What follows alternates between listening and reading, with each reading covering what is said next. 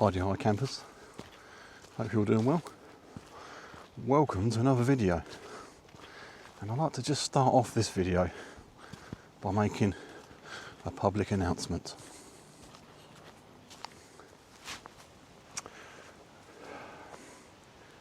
My name's Barney and I'm a stoveaholic. Felt good getting it out in the open like that. Yeah. Yeah, so this video is going to be another one in the series that I've been filming on my camping kit that I've been using over the years. There's a playlist on my channel if you want to check out the others, but I filmed some videos on the tarps, sleeping kit, bivvy bags, sleeping pads, and this one is going to be all about my stove collection.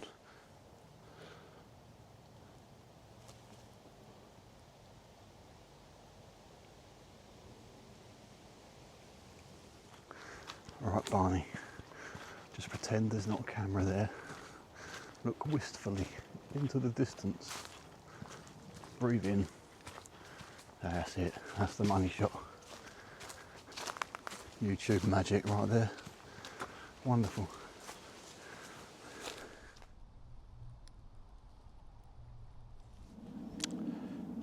Hi campers. So I've just found a nice little spot to perch myself on.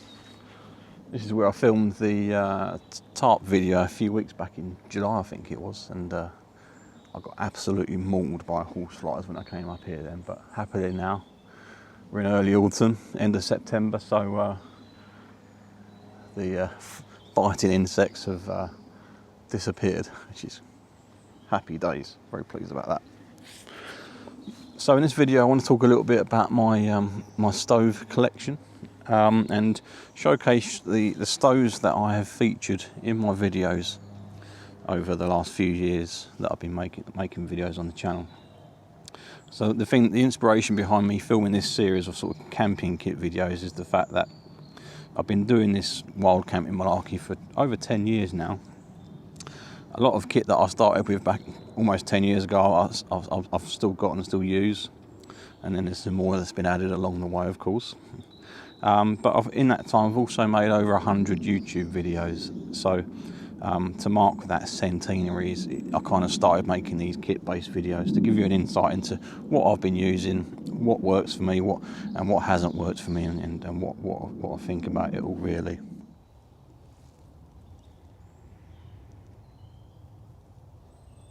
So in summary, my stove collection can kind of be broken down into two categories.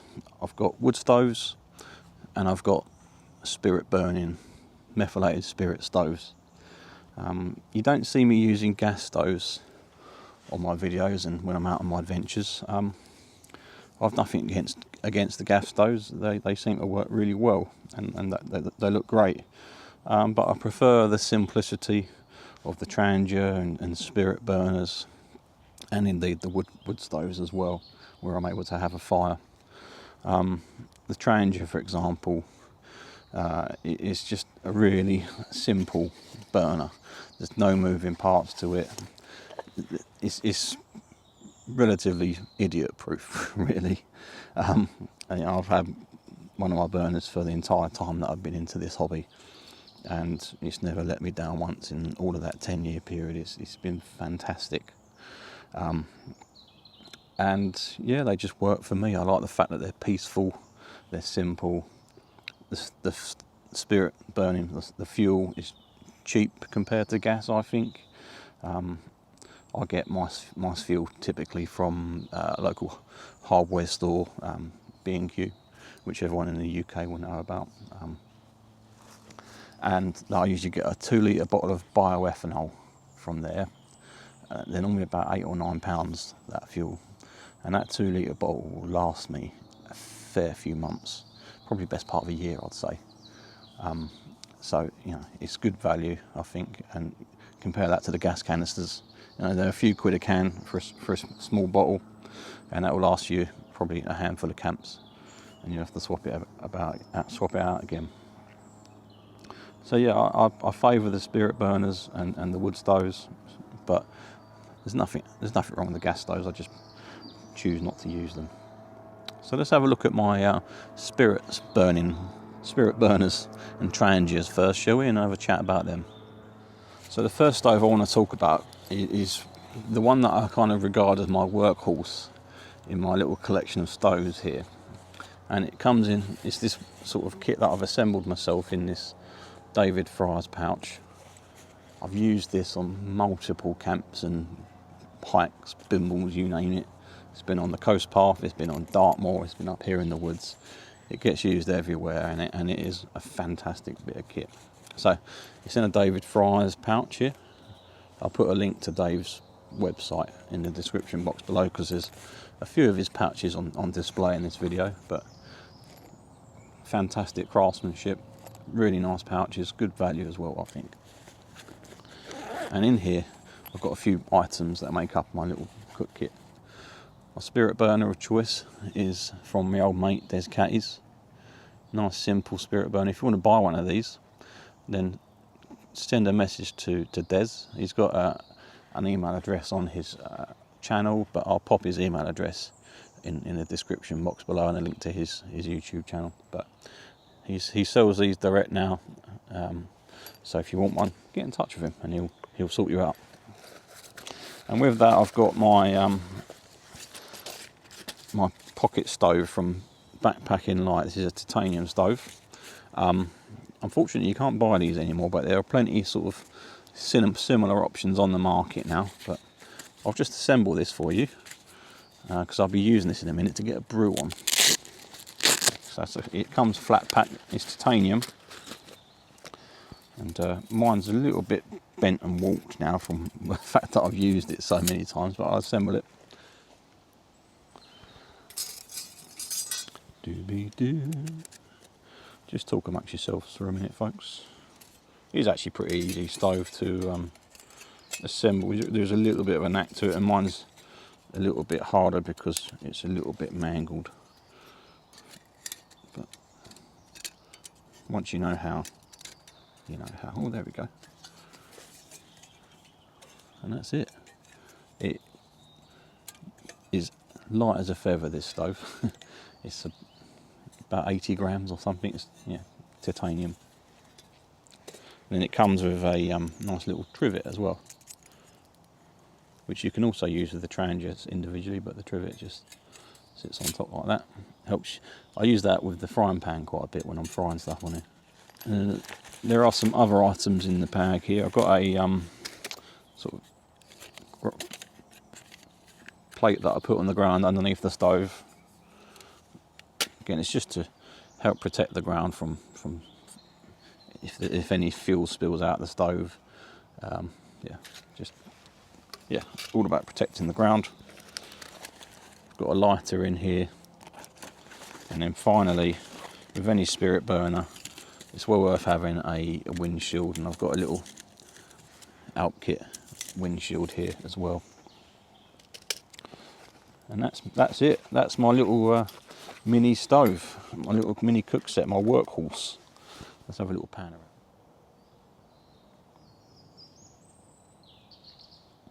And before I do anything else on this video, I'm going to fire up this stove and get a brew on the go, because it's been a little while since I've had a brew, so got to stay hydrated, folks. I'll just put some fuel in there. There we go. There's a bit of a breeze today, so I'm going to get the windshield wrapped around. Get got my little Scout canteen today. Love using that thing.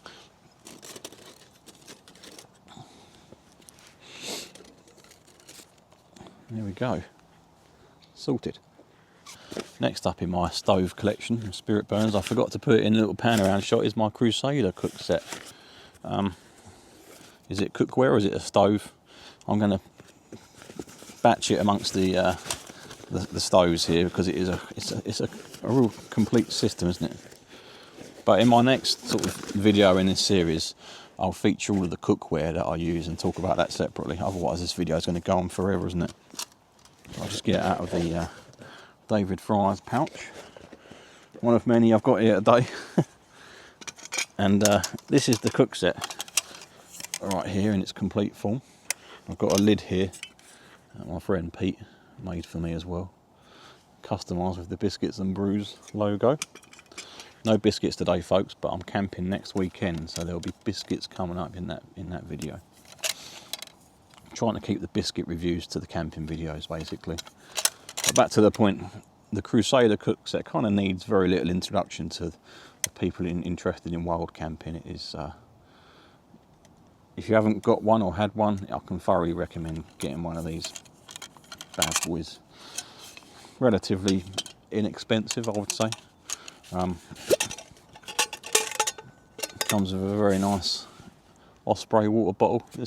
I measured out the volume of this when it's brimmed, and it's around about 1.2 litres when you fill it right up to the top. So it gives you the ability to carry a fair amount of water. With the trusty old Crusader mug, mine's a bit battered and beaten. Well, not battered, but well used, I'd say. I need to give it a good scrub, actually. Very bad. But it has 750ml volume, I think, roughly, or just over. Has some nice markings at 250 and 500ml mark points to help you measure out your water. But people sort of say that these are only really good for boiling water. I've seen on a few videos in the past. But these are fantastic for cooking all sorts of wonderful meals. And I'm probably going to start a sort of video series where I'm cooking a swathe of wonderful meals in this. I've done bolognese in this, I've done curries, risotto. I've done a little mountain man stew last time out in this, which was lovely. There's all sorts of stuff, wonderful meals that you can cook in this pot. It's a wonderful bit of kit. I picked up another one of these. I've got a second one at home, which I picked up at a military fair, and it cost me £5.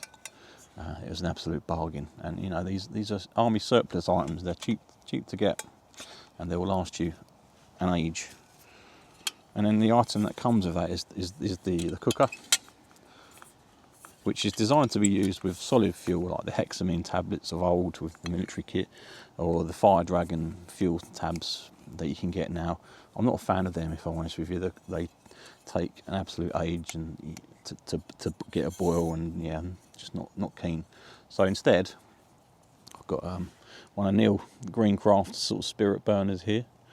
It works with Desi's as well, this one, but I find that with Neil's, it sort of, you've got a little slot there that accommodates Neil's burner very nicely, or you can make your own one out of a shoe polish tin that slots in there nicely as well, and that lives in there permanently with this set, and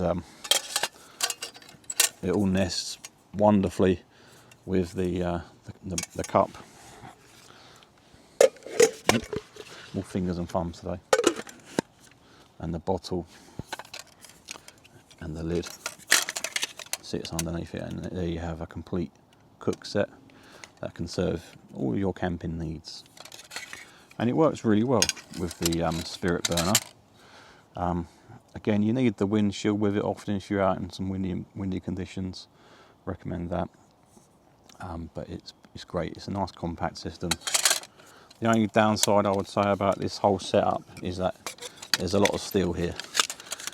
It's all stainless steel, and it's pretty heavy as cook sets go. So that's often why I don't always take it out with me. But it's one of my favourites, I've got to say, and I always enjoy using it.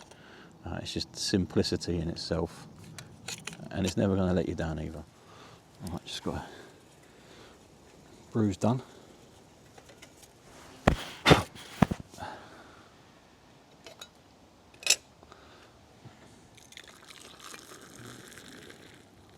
Lovely jubbly. Give that a minute to brew. I was in McDonald's the other day getting breakfast. I picked up a few of these little milk sachets. Not something I use all the time, because I think they're a bit wasteful with plastic and whatnot. But when I was there, I thought opportunity knocks. So yeah, it's always nice to have a bit of milk, isn't it? Okay, so next up is the Trangia Triangle, and I'll pair this up with the Trangia Burner as well. The two go hand in hand, obviously. Look at the burner first. Again, it comes in a lovely David Fry's Trangia pouch. I've had this one for many a year now. There's the burner. It's a design classic, is that, I think. How long has Trangia been making? I think they started making these around about 1925 or thereabouts. I'll put the actual year up on the screen if I got that wrong. And the design really hasn't changed a great deal since then. You know, so for a century, you know, they've been making these wonderful burners out of brass. Like I said in the intro, there's no moving parts. It is just fantastic.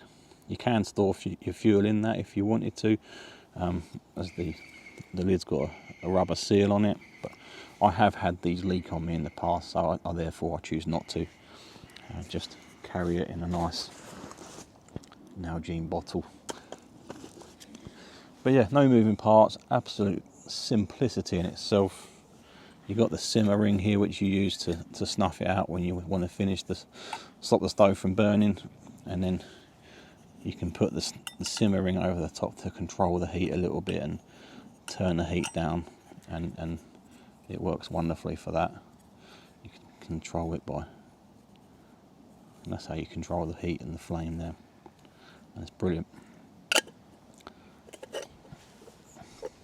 A design classic, I think.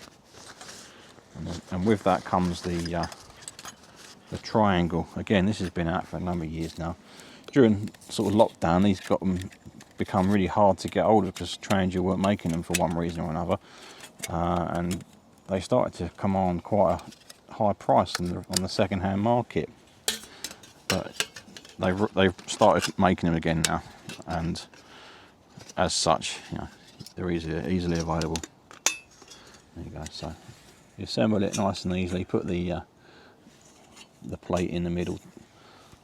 That plate accommodates the Trangia. There's also an attachment you can put in this to hold the gel fuel as well, but I don't have that.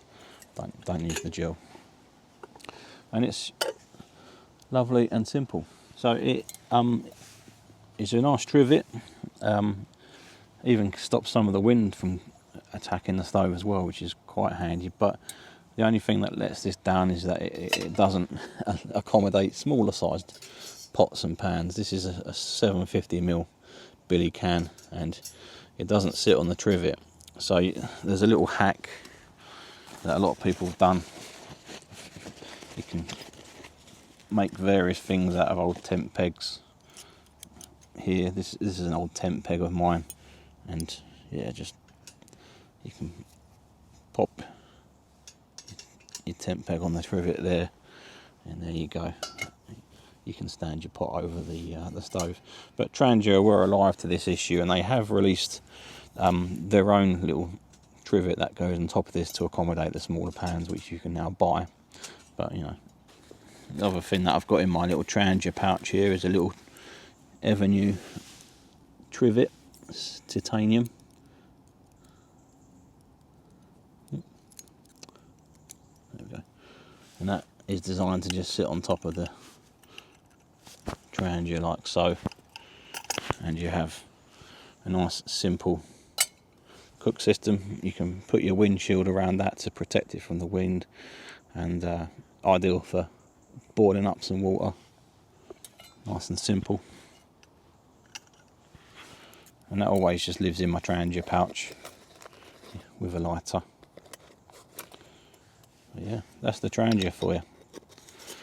I've got a couple of other Trangia items that I'll show you very briefly, but these items don't feature as much on my channel. Cheers, folks.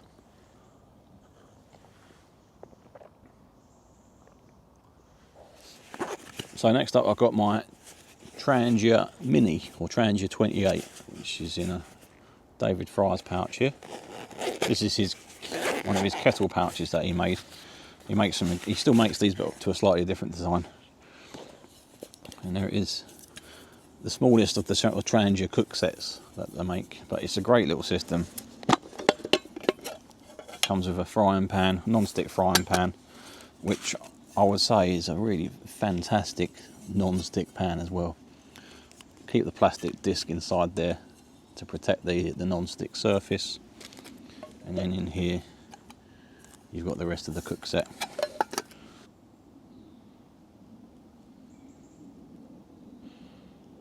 Yeah, so you've got an aluminium saucepan, which is about 0.8 litres I think, or thereabouts. Some pot grabbers, some pot lifters, which are designed to specifically work with this Trangia system. Nice and simple. They work really well on both the saucepan and the frying pan. And then inside you've got the trivet and the Trangia burner as well, which again I keep in a little plastic bag to prevent any leaks. And this one lives with this system.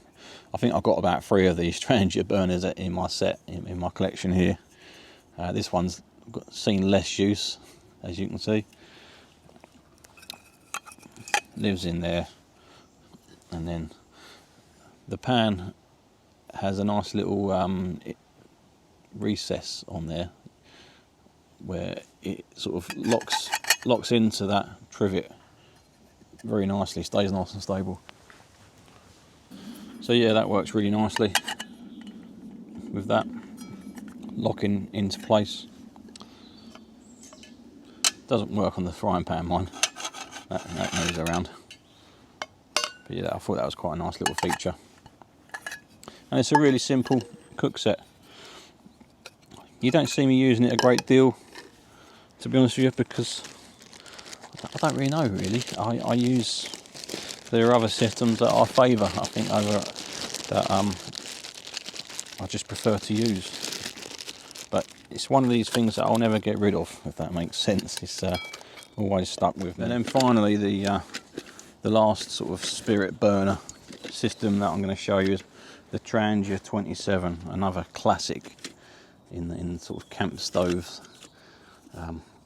Again, you don't see me using this one very much because it's it's a bit of a bulky bit of kit, really, and it's a very comprehensive system. But this comes out a lot on the car camping trips. But I'll just open it up and show you. Yeah, comes with a nice frying pan. This is the hard anodised set, and then the optional accessory chopping board and pan, drainer. Can't get my words out today. Pot lifter, again, works perfectly. I always carry a little sponge for washing up. And then in here is yet another Trangia burner, which has been quite well used.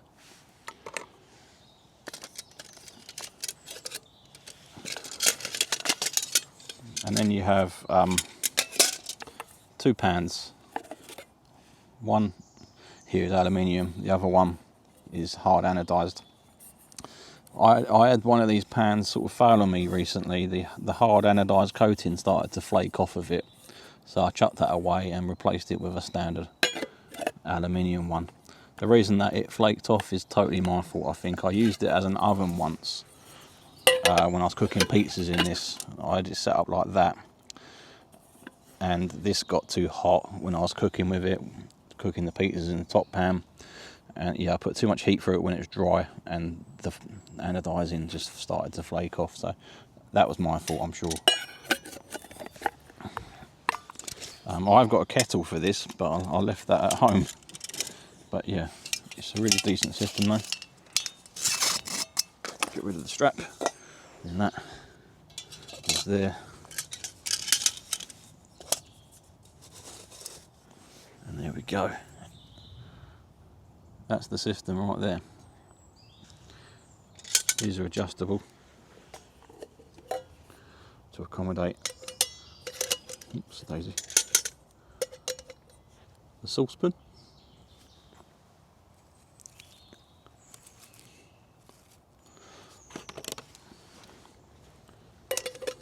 Or when it's burning and you want to switch it to frying pan mode, use the pot lifters. Lift the trivet bits up and then you can put your pan on it and cook with your pan. But it's such a simple and well designed system. I love using it. But it doesn't come out on any backpacking trips with me because it's just too bulky really. A little bit heavy perhaps too, but yeah, it's just the bulk that is the reason why I don't take it out as often. But a great cook set nonetheless, and one that I can thoroughly recommend you having a play with.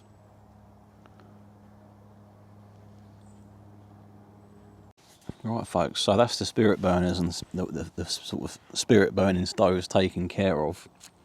Next up is the wood burning stoves, and I've got 3 here to show you, all of which I still use pretty regularly on my channel, and that I've had for a little while now as well actually. I think the newest stove here is the Firebox stove, which I've had for about 2.5 years or so now, which I bought second hand off my mate Dean. I've got a honey stove here with the hive expansions kit, and the Bushbox LF as well. So what I'll do is I'll start with the honey stove because I've had that the longest. I've had that about 8 years now. We'll get that out and I'll show you around that. So here it is. It's a flat pack made by the same people that made the pocket stove that I showed you at the beginning. Unfortunately, Bob and Rose, who made and sold these on their website backpackinglight.co.uk, they retired last year, or about 18 months or so ago, and as such you can't really buy these stoves anymore because they're not making them. So yeah, it's a real shame that these aren't on the market, but you might be able to pick them up on eBay and Facebook Marketplace, places like that. They do pop up from time to time. But this one has seen a heck of a lot of use. Just get it out and show you. This is the stainless steel variant. There we go. Like an IKEA flat pack. Have a look at that. It's all warped and mangled, but it still works wonderfully. So what I'm going to do now is I'll assemble it and then I'll show you. There is a technique to this. I often cannot remember it though.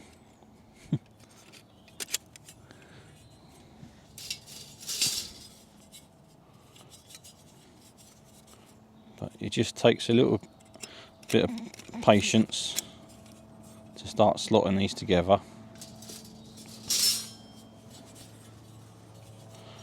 Take your time, you'll get there.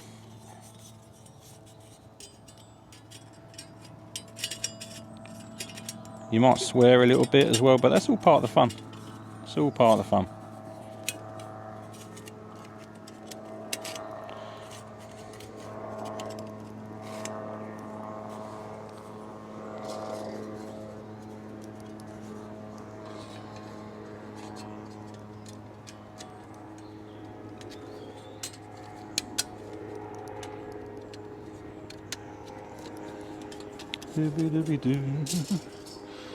One more there.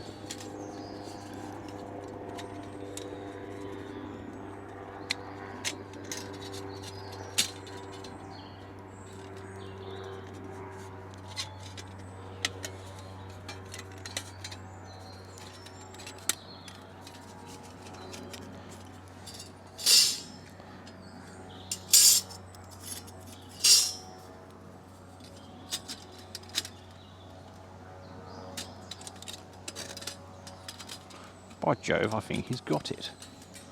There we go, that's the hexagonal stove.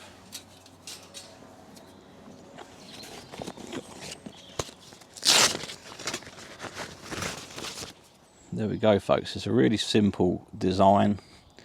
It takes a moment to assemble. Comes in this simple grill. And yeah, it's just a simple fire bowl There's no ash pan to this, so you have to be a bit wary of that when you use it, and what you're putting it on when you fire it up. But otherwise it works fine. The thing that I like most about this honey stove is it gets really good airflow through it when you use it, and I always find the fire burns really nicely in the honey stove. There we go. That's the hive expansion kit on it. Turns it into an octagon and a considerably larger fire pole, and with that you get the larger grill attachment add-on as well. But you can't use this with the Trangia accessory because it's too small. But as it is, I just think this makes for a fantastic fire bowl. When I'm out on solo camps, it's a great thing to use, just to have a nice little fire in front of your camp in a nice contained sort of manner. You keep it under control, you don't burn through loads of fuel. It works really, really well. It is a faff to assemble. You have to sort of take a deep breath, count to 10, try not to swear too much, and be careful as you assemble it. This one is warped quite a lot, so that makes it a bit harder. But even though it's warped, it still goes together and works perfectly well, same as the day I bought it. And I'm glad I got this in my collection actually. It's one that I still use regularly, and it's a lot of fun to have. You can cook up some nice meals on this one. The one thing that I would say that is an advantage for this over the other stoves I'm about to show you is that it's considerably lighter than the other options. The Bushbox and the Firebox weigh about 3 times more than this, because it's using a thinner gauge of steel and it's not got loads of component parts holding it all together. It's really simple and it works really well. So it's a good lightweight option. Folks, we've got the Bushbox LF. I've got a few accessories with it. I've got the leather case and the base plate that comes with it. But it's a nice compact stove, this one. It's a lot smaller in sort of size than the honey stove I just showed you, but it's a very simple one to assemble. Just open it up, then you fold down the base plate and the ash pan, and there we go. Slots on there nicely here, but it's a small fire pole, but it's just enough to sort of give you a nice ambience at your camp, and yeah, it works really well. I've had this burning, well, last time out a few weeks ago when I was using it, it was burning for several hours with no problems whatsoever. I was just feeding it sporadically with sticks and twigs, and yeah, it worked wonderfully. And as with the honey stove, it's adaptable, so you've got, if I take these trivets out, I've got this this grill add-on here, which you can sort of use on the top as an actual grill if you want to grill whatever, or you can pop it in to some slots that are cut in to the middle of the fire bowl, and once again it gives you a base on which you can pop your Trangia or spirit burner. And this works great with your spirit burners, whether it's your Trangia or your Discontinued burner. You just pop that in there and away you go. So it gives you options, plenty of options, which I rather like. In terms of what I don't like about this one so much, it is a bulky item. It's quite heavy. There's a lot of metal work that you're carrying around there in your rucksack with this, but that doesn't usually bother me so much. I mean, it's not something I'll take out on sort of a camp where I'm walking a certain amount of distance or what have you. If I'm just popping up the woods for a bimble, for an overnighter up the woods, it's a nice little place to have a fire for sure. But my favourite stove is the one that I'm going to show you last, and that is the Firebox.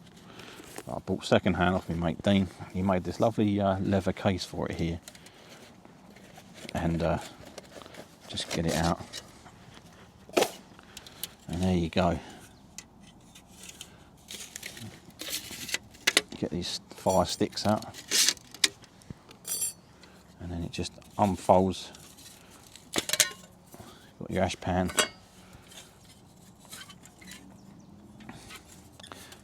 There's a sort of base plate that folds down. It's not quite square, but yeah, cool. And then you can put your ash pan in it on the base, like so. And off you go. You're ready to fire it up. Again, it's a big lump of metal, much like the Bushbox, and it's larger and it weighs considerably more than the Bushbox. I'd say it's probably about a kilo all in. For both of these stoves, I'll put the weights up on the screen so that you know. Comes with these fire sticks which you can use for the trivets. There's all sorts of different ways that you can set these fire sticks up. You can put them through the fire bowl as well, and when you do that, you can, I've been very fiddly here, aren't I? You can put your Trangia in there. Again, it's multi-use.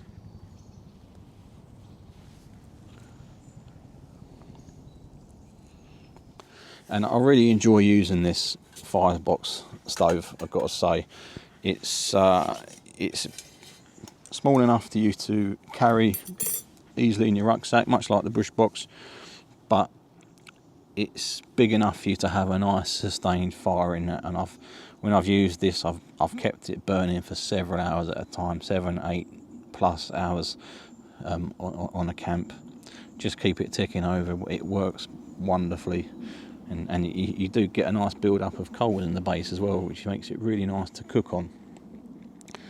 There's a number of ways that, as I say, there's a number of ways you can organise your fire sticks to cook in whatever way you want. I've got a few accessories here, such as this grill, and yeah, really enjoy using it. Can I fault it? The only thing I can fault with it really is the fact that it weighs so much. You know, it's a heavy item to carry. But it packs flat, so it's easy to sort of stow away in your rucksack. But it's just, if any of you are gram counters, you're not going to want to use this, that's for sure. But it's just a really nice way to have a fire at camp, in a sort of nice controlled way, keeping it all contained. It feels a lot safer when you're having a fire in something like this than straight on the ground. So there we go then, folks. That's a quick canter through my stove collection. There are many, but they get used and enjoyed. But yeah, my workhorse remains this little dinky one here. Strangely, it's the one I always use the most. If I had to pick 2 stoves out of this collection to sort of use forever and more, it will probably be this little pocket stove and the Firebox stove, for sure. It's my 2 sort of go-to stoves that do everything for me. They're the favourites by a long way, I would say. But look at the state of my fingers now. I've been handling all the wood burning stoves. That's another point to mention with those stoves. They get filthy. But it's always fun playing around with these stoves. I love it. It's all part of the hobby for me. But I've got to stop buying stoves because it's becoming a bit of a problem now. I'm sure I'm not alone in that issue as well. I'm sure there's plenty of you watching here thinking, yep, got that. I've got this one too, on that one too. I'm sure there are other stoves that you love using, and I'd love to hear about that. But I'm going to sort of draw a line under it here. I could talk about these stoves until the cows come home. Next time I'll have a look at the pots and pans in my collection. I'll probably do that in the shed, I think, actually, back home, because that's a lot of metal work to be lugging around. But hopefully this was of interest to you. It was a quick canter through the stoves. I'll get this video up this weekend, hopefully, and I'll see you on the next one. But as always, let me know what you think. I'm out camping next week, so I'll bring you along for that adventure, no doubt. And I'll speak to you soon. Thanks for watching. Bye for now.